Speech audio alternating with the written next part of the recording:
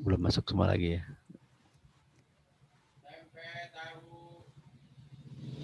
Siapa itu yang jualan tahu? Denger aja deh. Dengar Pak, kan pakai headset.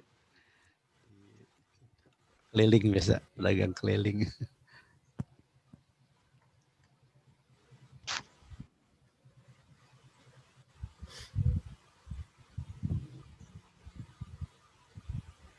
Jadi gini, sebaiknya sih kalian sebelum kita ketemu di Zoom, kalian sudah download materinya dulu, baca dulu, pelajari ya. Jadi supaya nanti pada saat kita ketemu di Zoom, kalian ada bahan untuk bertanya, atau kalian sudah paling tidak sudah baca-baca materinya. Jadi saya nerangin tidak perlu sampai detail ya, artinya kalian sudah mengerti di ininya, di baca-bacanya sedikit. Udah baca ya? Udah download. Ya nanti kan kalau ada yang nggak ngerti langsung tanya gitu, jadi bisa kita bahas di sini gitu.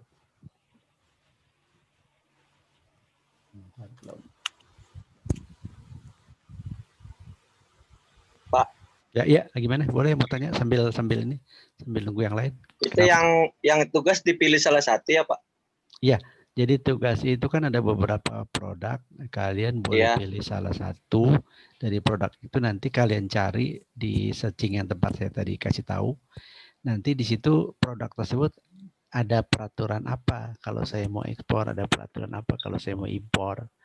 Ya, kalian bahas di situ nanti ya. Kalau saya tadi kan contohnya ada kopi nih, mungkin yang milih kopi besok pada milih kopi lagi, mentang saya ada contohnya kopi, besok milih kopi.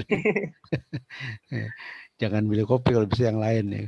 Jadi contoh tadi kopi, kalau kopi saya buka ternyata di situ ada peraturannya, kalau saya mau impor itu harus pakai ada ketentuannya dari perdagangan, harus punya ET kopi kalau ekspor, kalau impornya kena biaya masuk berapa, saya mesti bayar pajaknya berapa nih kalau saya impor kopi gitu, kalau saya ekspor ada gak pajak ekspornya gitu. Nah itu maksudnya tujuannya ke situ ya, kita mempelajari itu tadi kode-kode barang ya. Jadi kalau di Bea Cukai itu ada namanya kursus kepabeanan ya. Di situ ada membahas membahas tentang kode-kode tadi. Itu satu semester sendiri ya. Banyak yang nggak lulus itu gara-gara menentukan produk agak susah. Oke. Ya, jadi kalau produk itu kalau misalkan kopi kodenya misalkan kodenya 9001 ya, misalkan kopi ini. Tapi kalau kopi sudah berbentuk minuman itu udah beda lagi kodenya, bukan 9 lagi, mungkin 3001. Nanti kalau kopi itu sudah bercampur dengan gula, minuman dengan gula nih udah beda lagi HS code-nya. Jadi gitu. Seperti contoh sapi hidup itu kodenya misalkan 10 ya. Tapi kalau sapi yang sudah dipotong, nah itu udah beda lagi. Atau daging sapi itu udah beda lagi. Atau dendeng dari sapi, nah itu udah beda lagi, kan beda ya, beda kategorinya. Nah itu maksudnya ya, kalau menentukan produk itu harus tepat kalau kita mau impor atau ekspor barang ya. Oke. Nah, terus berkait mengenai tugas itu nih, nanti kalian baca di itu tadi ya, di ensp.go.id yang tadi saya kasih ya, ininya websitenya ya. Sebentar ya. Oke. Nah ini ya. Nah terus suara saya agak serak nih. Ini ada tugas juga nih ya, satu yang di forum ya, di forum. Nah ini ya, ini adalah proses bagan ekspor impor ya. Jadi penjelasannya begini ya, sebelum kalian melakukan transaksi ekspor impor, ini kan ada yang namanya sales contract dulu ya, atau PO. Jadi si penjual ini, misalkan penjual ini di kita ya, misalkan kita sebagai penjual ya di sini ya, kita sebagai penjual terus pembelinya misalkan dari Singapura nih contoh ya. Jadi Indonesia sebagai penjualnya kita nanti kan ada sales kontrak. Mereka kan nanti si pembelinya pasti kirim order ke kita dulu kan. Begitu dia mau pesan barang. Tolong dong, gue mau pesan barang nih kasarnya. Pesan barang ke ini, tolong antar ya ke negara gue di Malaysia misalkan contoh atau di Singapura. Pasti kita sebagai penjual, tolong dong buka PO, tolong dong bikin order dulu ya, kan sebagai bukti resminya harus bikin order kan, ya sampai sini jelas ya. Jadi kalau kita buka order, tolong dong dibukain PO-nya. Nah setelah buka PO, berarti kan kita sudah terima order ya, si penjual di sini kita sebagai penjual, misalkan kita sebagai eksportir ya. Setelah kita terima PO tersebut, berarti kan ya kita harus segera kirim barangnya kan, ya harus segera kirim barangnya ke negara dia kan, ya. Nah untuk kirim barang tersebut kan ada berbagai cara ya. Satu bisa dengan kurir, misalkan karena barangnya sedikit, tolong dong kirim barangnya ke negara gue pakai kurir aja, barangnya cuma kecil kok, jadi nggak banyak. Nah kalau misalkan barangnya besar ya, oh jangan kirim pakai kurir ya, karena mahal. Pakai apa? Pakai laut aja deh, atau pakai pesawat udara deh, ya pesawat udara silakan. Nah kalau kita kirim pakai laut atau udara kan kita harus hubungi perusahaan pengangkutan barang kan ya, atau perusahaan kargo. Nah biasanya kita nanti hubungi perusahaan kargo dulu nih, perusahaan freight forwarding. Oh nanti kita bikin pesan booking. Saya mau kirim barang misalkan besok, tolong dicariin schedule ya. Nah berarti nanti perusahaan pengirim barang akan cari schedule untuk kirim barangnya ya. Setelah ada schedule, ada tersedia bookingnya untuk bisa jalan, berarti kita siapin dokumennya, siapin barangnya ya, siapin dokumennya bisa invoice, bisa packing list, bisa juga dokumen untuk pengangkutan kapal itu sendiri. Jadi kalau untuk pengangkutan laut, dokumennya namanya bill of lading ya. Tapi kalau untuk angkutan udara namanya RW bill atau AWB. Nanti kita bahas di pertemuan selanjutnya mengenai jenis-jenis dokumen ya.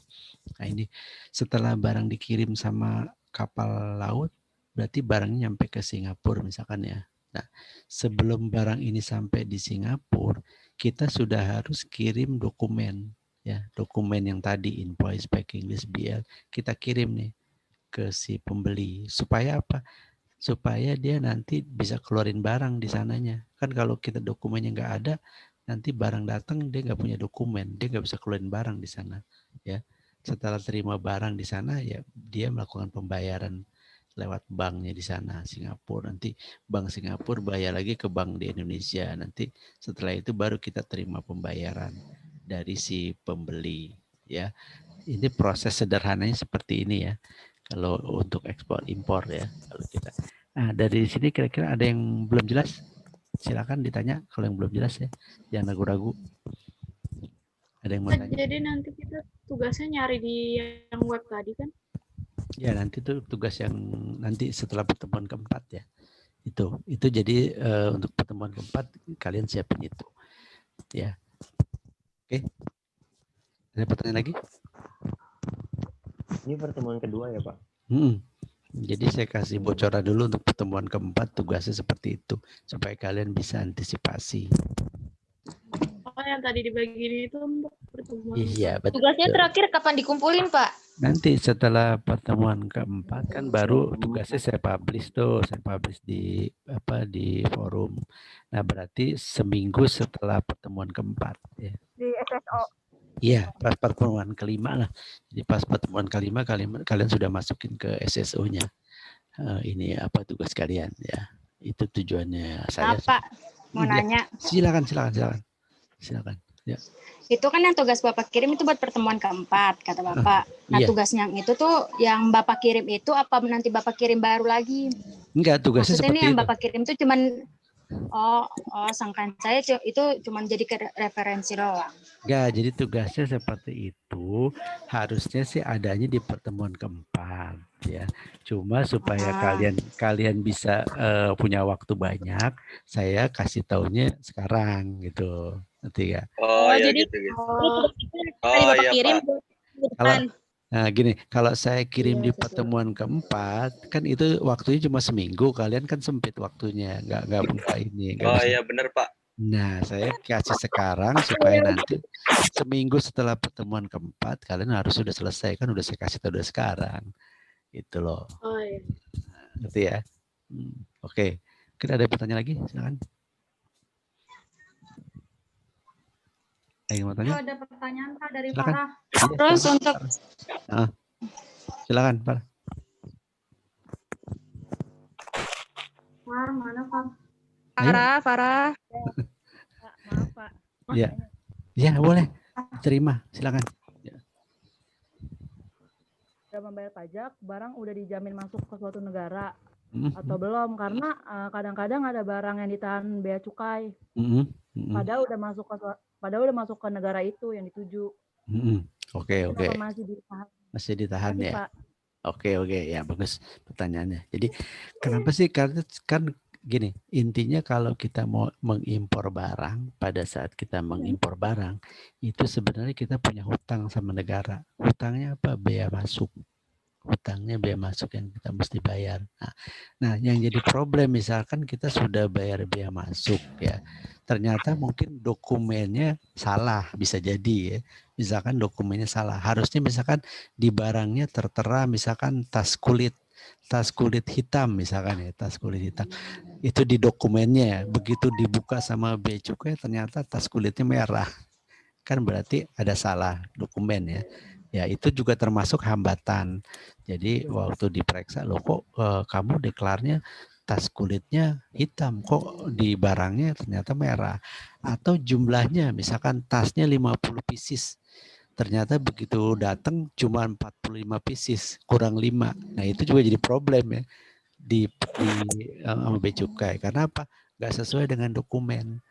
Jadi kenapa dia ditahan? Kemungkinan itu tadi dokumennya tidak sesuai atau ada hal lain, misalkan barang itu tidak kualitasnya juga tidak sesuai, misalkan harusnya kualitas 1 yang datang kualitas 2. Itu kalau impor ya. Oke, ada kira-kira jelas ya? Jelas, Pak. Faktornya banyak ya. Jadi bisa dari barangnya itu sendiri, bisa dari dokumennya, bisa jadi atau pada situ ada pemeriksaan rutin. Jadi pada saat barang kita datang ternyata barang kita kena pemeriksaan rutin. Jadi tertahan dulu di bea cukai. Tetapi kalau dokumennya sesuai, nggak ada masalah, jangan takut ya. Banyak kan yang takut itu begitu ada pemeriksaan dokumennya nggak sesuai, akhirnya kabur deh. Nggak sempat bayar bea masuk, dia udah kabur dulu ya.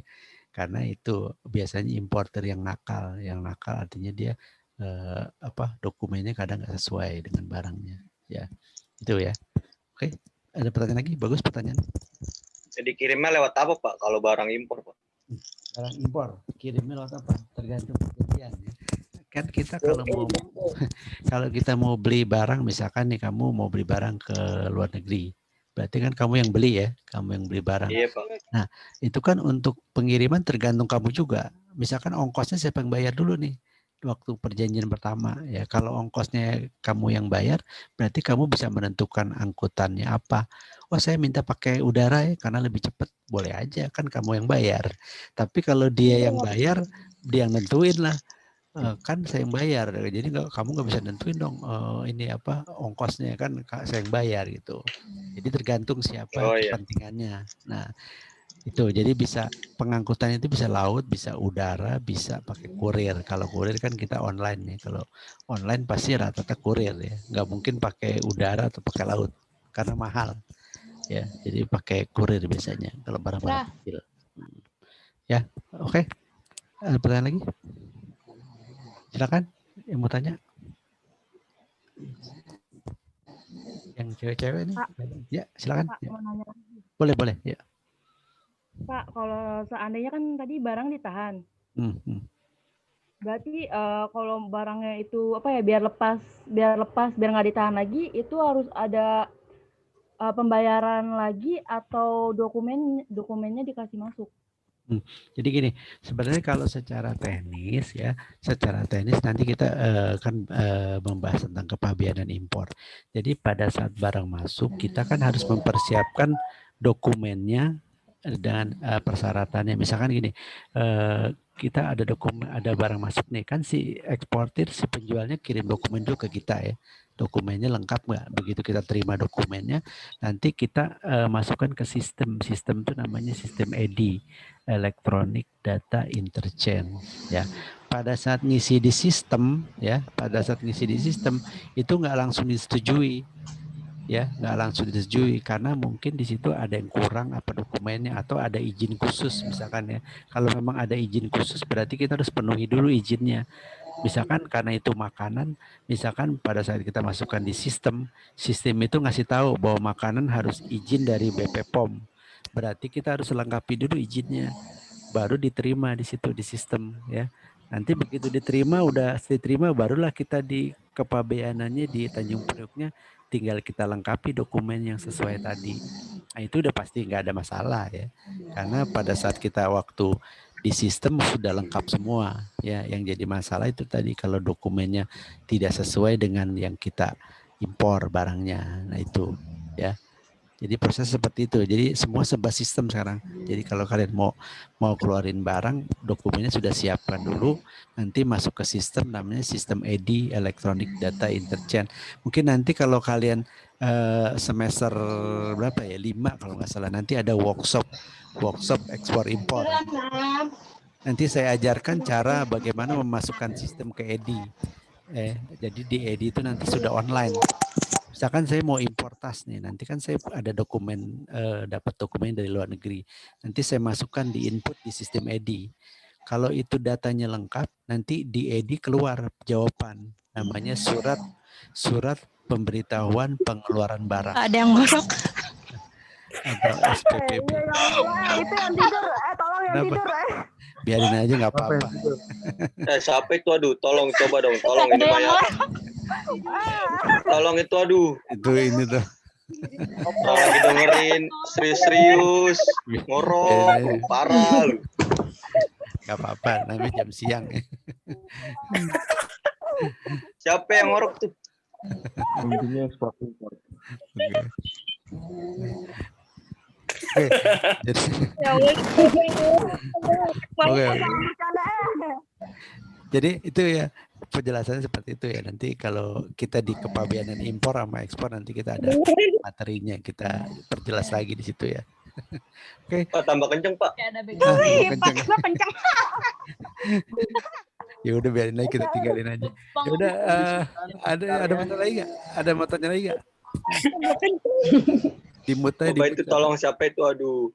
Siapa deh, saya nggak bisa. Fokus, Pak. Fokusnya ke ngorok, Pak.